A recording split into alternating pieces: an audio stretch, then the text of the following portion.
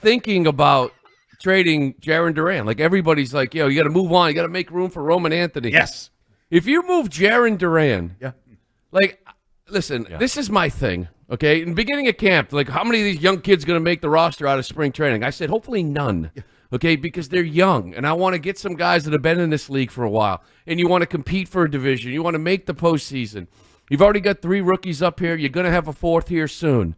And it's going to be really hard to win every single day with full rookies in your lineup. And if you move on from Jarren Duran, he's the one player on this roster that is sort of maturing and starting to get to the point where he is in his prime. He is an electric player. And to move on from that and to just get younger irritates me.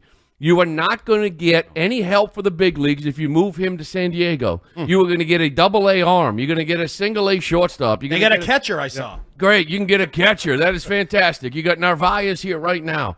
I am starting to be in the business of helping your big league team, not moving on to some of your electric players. It's Duran and Devers on top of the order, and everybody else right now is just rotating through who's hot, who's not. Those 2 are your constants. You cannot move on from Jarren Duran, because if you do, I don't know what you are. I don't know what you are for the next 3 years. Do you want to follow up on that, Will, or do you I got it. You have more anger. I am curious though. Do you think people might be going out there because it feels like the profile of this team when the season started was one thing, and it was a veteran team with some young guys sprinkled in.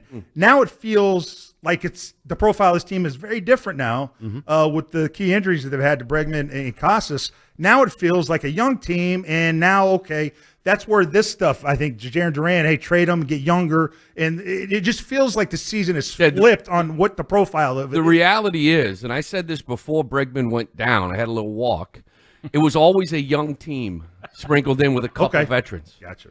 I mean, you literally had a rookie at catcher, a rookie at second, a second-year player at first base. You had Story and Bregman.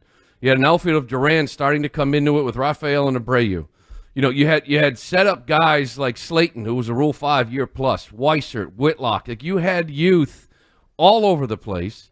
And I said it before Bregman went down. And when Bregman went down, you bring up Meyer, this league, the last time this Red Sox team introduced 4 or 5 young prospects, it was 14, and they finished in last place 2 years in a row. Until they went out and started trading for some veterans and signing some veterans, and then you started making the playoffs and eventually won a World Series in 18 when Mookie Betts and Xander Bogaerts and Jackie Bradley and Erod and Vasquez were on year 4 and 5. Like, it takes a while to win in this league. Duran is on that path, year 4 basically now. Like, let that continue. They got real young. They've always really been young. Angry Lou Merloni and Angry Will Flemming joining us here on WEEI Afternoons. So I said to Ted last week, I do think we underestimated how young this team was going to be. We kind of got caught up in the emotion of they're going to be good. Is there an opportunity here? Ted totally poo-pooed this, but I'll ask both of you. Is there an opportunity here? Because you look at the veterans and you're like, well, Story was struggling for so long, tough to lead. When you're Ref Snyder, are you really a leader? Devers, I don't know if he's a natural leader. Is there an opportunity for these guys, hell, the big 3, when Roman Anthony gets here, to kind of pull all the young players together and say, F it, we don't know what we don't know. We can lead this team out of this malaise that's been early season? And Will Fleming's eyes just exploded and tell me the answer, but go ahead, speak it. No, the answer to that is no. Like, you just are around enough big league clubhouses, and young guys just cannot carry a team like that. Could it be fun and exciting in a different way? Yeah, but I mean, I think a lot of the struggles of this team this year go back to youth. They just look, this is a industry-wide problem. Nobody in the minor leagues learns how to win games. We are tracking exit velocity and launch angle and all of these things so that you get kids up here to manipulate. Well, manipulate's the wrong word, but you want controllable young assets while they're cheap, and you go to try to open this window and win while they're here on, lesser contracts or team-friendly extensions, whatever it is. Nobody learns how to play the game down there. Nobody. They don't move runners over. They don't have situational hitting, and I think the most important thing is we don't push pitchers past their comfort level in the minor leagues because we're so worried about injury. I just think what we're missing from this conversation is that the young hitters on this club are not the problem. I mean, yeah, the offense has been disappointing at times. The pitching is the problem. And when all of us came out of spring training thinking this was going to be a good year, it's because you had some veteran pitchers you felt really good about. Now, Buehler gets hurt.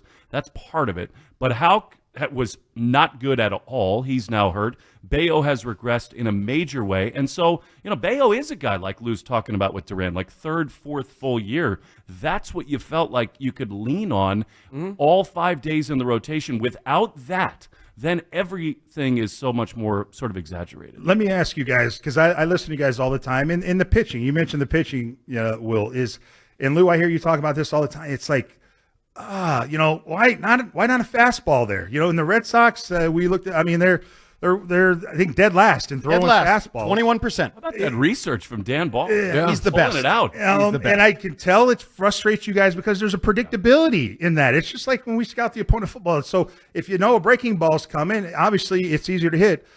Just your thoughts on the game plan when it comes to pitching and why not more fastballs? Well, there was a fastball thrown to Trout last night that I'd like to have back. Yeah, it's over there somewhere. All right. No, I agree, and I think we're both on the same page. And I heard Cora this morning saying, "Do we have good ones?" Right? Because Crochet uses his, Chapman obviously uses his, but you talk about getting deep in the game. I've never known what you would call a horse, right? A guy that goes deep, a guy that's 200 innings, the guy you can rely on, that tries to slide and curve and change up his way to 7 innings.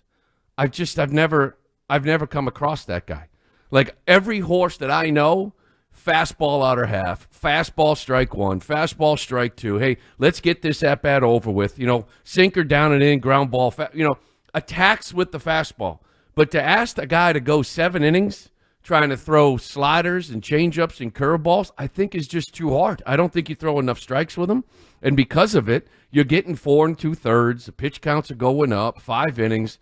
I'd like to see some of these guys. I swear to God, that Schwellenbach start down in Atlanta, I had a tear in my eye for their other pitcher. I think I heard you guys say in the first inning he was locked in. Oh, yeah. Oh, my God. I would give up everybody in our organization just to watch him every day. It's so true. That's probably not true, Well, but still. It was Paul fun. Skeens, maybe. But I think what's interesting about it is that last year, like right around June, it started to happen where we would be on the road and it would be first pitch, hanging slider, gone. In a way that major league hitters, if you throw a terrible breaking ball, it's going to go a long way. But that was our first sort of like red flag moment of like, wait a minute. Like, it is obvious. And then you start talking to people around the game and they say, the book is out on these guys. Like, we are sitting and looking for spin. What's different about it this year is it's a lot of 0-2s. Like, you get 0-2, and then it's a breaking ball that's non-competitive. It's another breaking ball that's not competitive. It's a foul ball and a fastball, and then here comes the hanging slider that goes forever. And so, look, I don't want to act like I'm some pitching expert and guru. I'm not. But you watch the patterns of these pitchers and some of the sequences that have killed this team this year, and a lot of times you're just thinking through the game and sort of, for lack of a better word, I'm not trying to be too angry, like an interesting pitch choice results in a really bad result. So Lou Merloni wants to throw fastballs, and Will Flemming and Will Middlebrooks, and everybody I hear wants to throw fastballs, and they're not throwing fastballs, so that brings us to what I feel like is the overwhelming theme of this team when we're analyzing it is like, how's the communication in this team between Breslow and Cora and Andrew Bailey and that relationship and Veritek? We asked Cora about earlier. He brings him into sort of the game planning and the pitch sequences. Are they all on the same page? Are they on the same page? Who's making – is this just straight Andrew Bailey and Breslow? Yeah, how do you change it? I don't know about that stuff. I knew that they focus on what's your best pitch, and I heard Breslow even the other day. Like, we want our guys to go out there, and Bailey said the same thing, to throw their best pitch more often. Mm-hmm.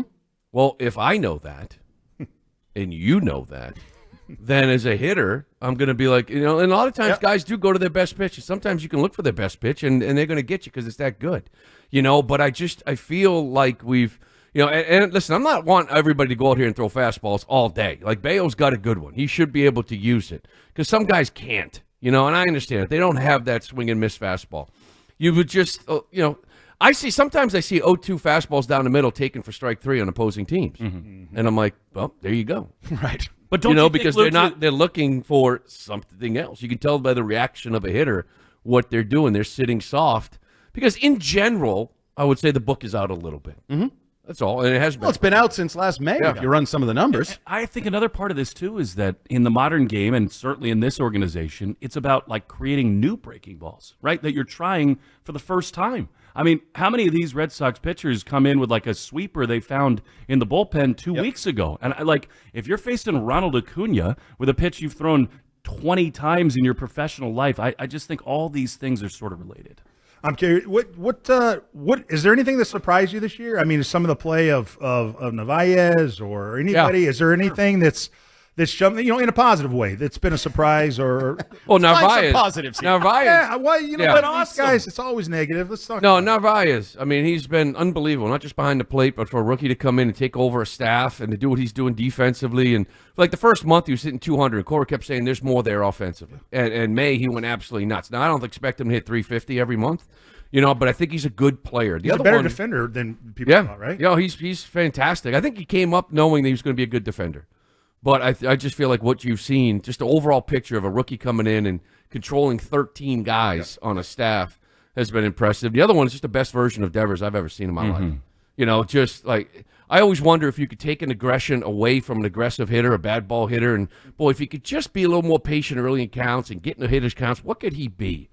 And that's what we're seeing. He's taking pitches, he's drawing walks. It's the best version I think we've ever seen of him. I agree with that. I think I was not ready for how good Chapman was going to be. Like, they've made major changes with him. This 98-99, then a warm up to 101. He has, to me, been absolutely fabulous. I can't believe what a great closer he's been. And then I was surprised. I mean, we watched Bregman from afar. But what this dude does to this room and to this group is off the charts. And so in a lot of ways, that's the whole point of the next, 5 weeks? Survive until he comes back. I mean, it sort of coincides with the trade deadline.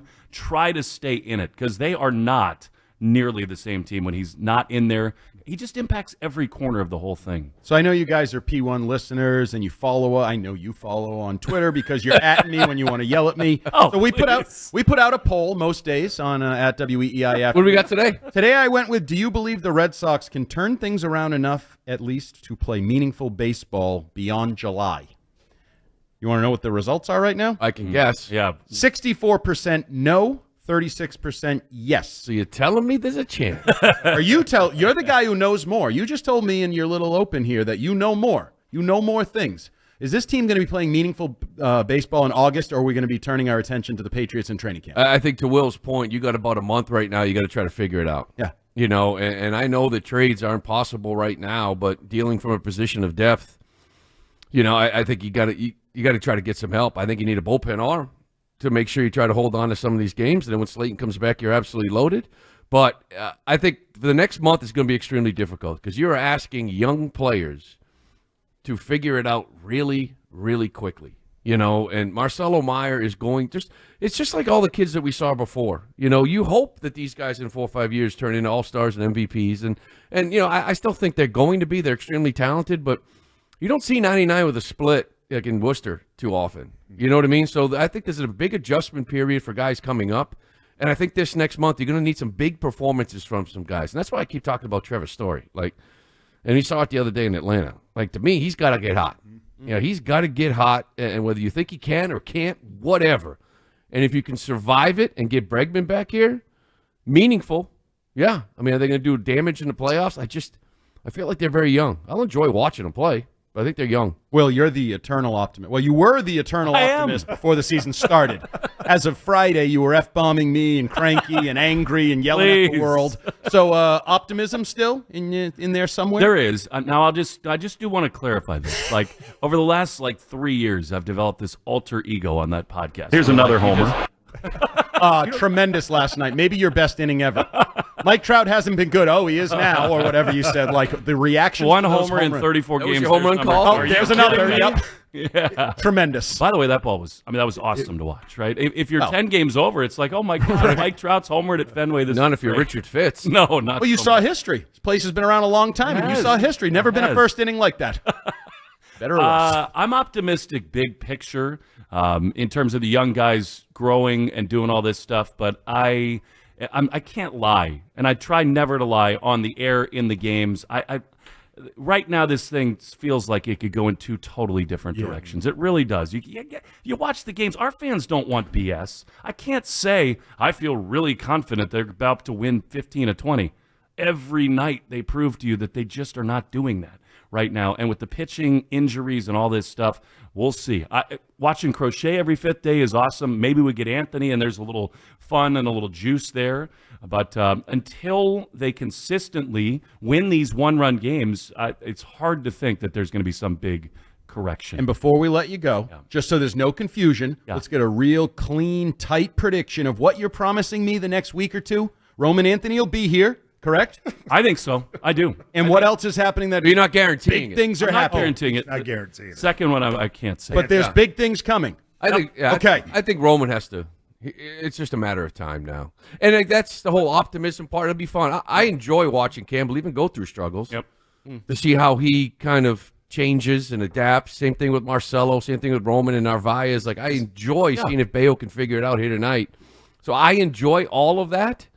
But if you're going to really stay in this thing, you're going to need some kids to figure it out. You're going to need guys like Story and Abreu to kind of pick it up, and you're going to need everybody as a group. And Lou, real quick, that juices you guys. When a Roman Anthony comes up, young kid, it's like, okay, let's see what it gives. It can give a little bit of life to the whole ball. Same thing with Marcelo. Yeah, I mean, I think there is some life, but then reality kind of sets in. This league is really hard, right? So now it's like, let's watch the journey and let's see these guys. Because, Xander Bogaerts came up. He wasn't himself right away, and all these other guys. So let's see where it goes. You know what juices me?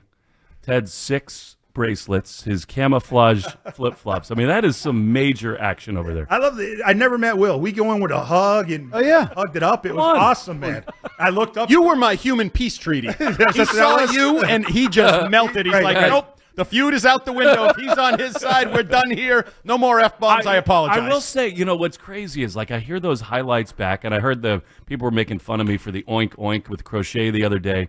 Like, I love that. Lou's been with me a lot of times. I cannot hide my emotions. And you should. I can't. So you two, in my opinion, are the most passionate.